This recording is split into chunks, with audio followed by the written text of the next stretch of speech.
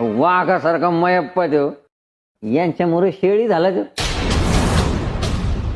सुंदराबाई तुम्ही घरी जा, पण मी सांगितलं तसंच होणार.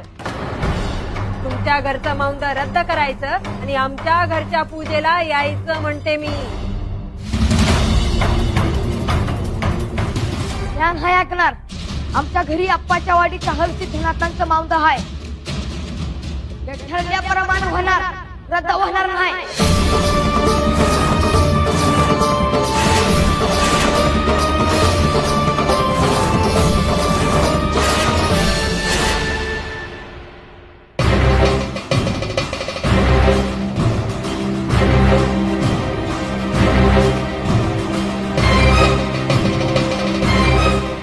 मायप्पा कुठं चला?